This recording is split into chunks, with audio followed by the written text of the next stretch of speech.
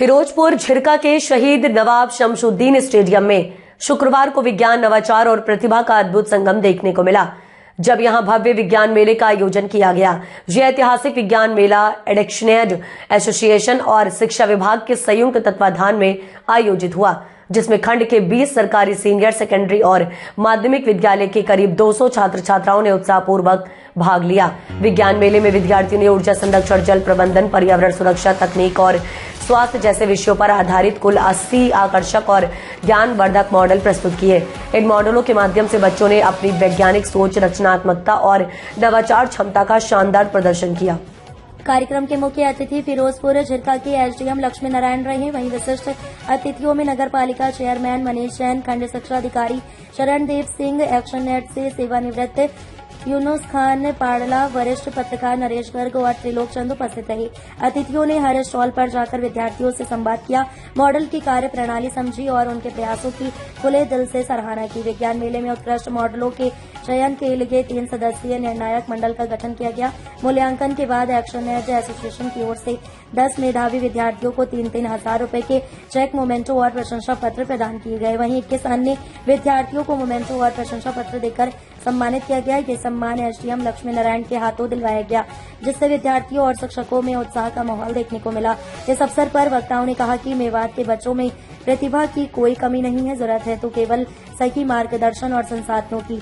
SDM Lakshmi Narayan ने विज्ञान और तकनीकी शिक्षा को भविष्य की कुंजी बताते हुए बच्चों को इन क्षेत्रों में आगे बढ़ने के लिए प्रेरित किया। कार्यक्रम में मेवात मॉडल स्कूल फिरोजपुर झिरका, राजकीय senior secondary school Mahu, Bhangduji, वीवा शाह चौका, रावली और अगोन सहित कई विद्यालयों के विद्यार्थियों ने भाग लिया। सर, आज फिरोजपुर झिरका में विज्ञान मेला लगाया गया है, जिसमें बच्चों को सर्टिफिकेट वितरित किए हैं आपने और सबके बच्चों का स्टॉल पर जाकर आपने देखा कि उनकी प्रतिभाएं क्या थी, क्या करनी चाहिए।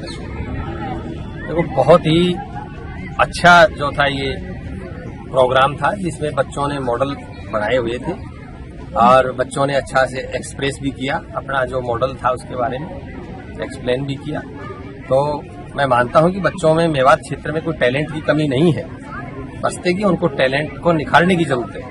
और जो हमारे जो अध्यापक साथी आए हैं वो पूरे मेहनत से लगे हुए हैं। आज जो एग्जीबिशन है, जो साइंस एग्जीबिशन, इससे साफ तौर पर जाहिर होता है कि बच्चे जो है विज्ञान, गणित, जितने भी टेक्निकल एजुकेशन के हैं, विज्ञान का जो क्षेत्र है उसमें किसी भी प्रकार से कम नहीं है और उनका वैज्ञानिक दृष्टिकोण, साइंटिफिक एटीट्यूड विकसित होता जा रहा है। तो मैं मानता हूं कि बहुत जल्दी ही इस क्षेत्र में जो है शिक्षा का जो सत्र पहले कुछ कम बताया जाता था, लेकिन अब जो है बहुत अच्छा है और बहुत अच्छी प्रगति हो रही है और जो है काफी सुधार है। एक्शननेट के लिए सर क्या कहेंगे, जिन्होंने इस कार्यक्रम को ऑर्गेनाइज कराया और एक्शननेट और निवास फार्मा ने मिलकर इसको अंजाम दिया। मैं दोनों को बहुत बहुत शुभकामनाएं देता हूं, बहुत बहुत बधाई देता हूं जिन्होंने इस प्रकार का एक आयोजन किया पहल करके, और एक्शननेट ने जिन्होंने इसको फाइनेंस किया है, और मेवात कारवा ने जो आगे कदम लेते हुए इस प्रकार की साइंस एग्जीबिशन करवाई। तो बहुत ही काबिले तारीफ ये प्रोग्राम है, ताकि बच्चों में वैज्ञानिक सोच का विकास हो और उनमें क्रिएटिविटी आए, सृजनात्मक विकास हो उनका, बच्चों का सर्वांगीण विकास की तरफ ये बहुत ही एक अच्छा कदम है।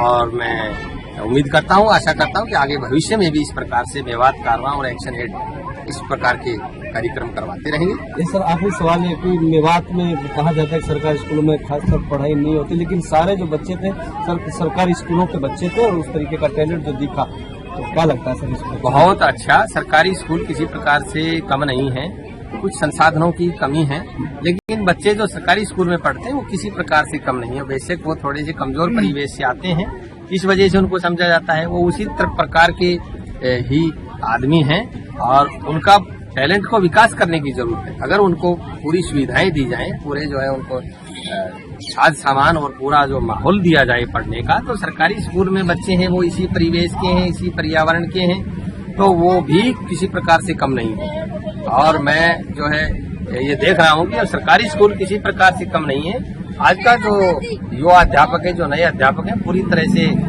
टैलेंटेड हैं, पूरे जो है टेस्ट पास करके आए हैं, तो किसी प्रकार से कम नहीं है। सभी स्कूलों में बड़ी अच्छे तरीके से पढ़ाई हो रही है और बच्चों को निखारा जा रहा है।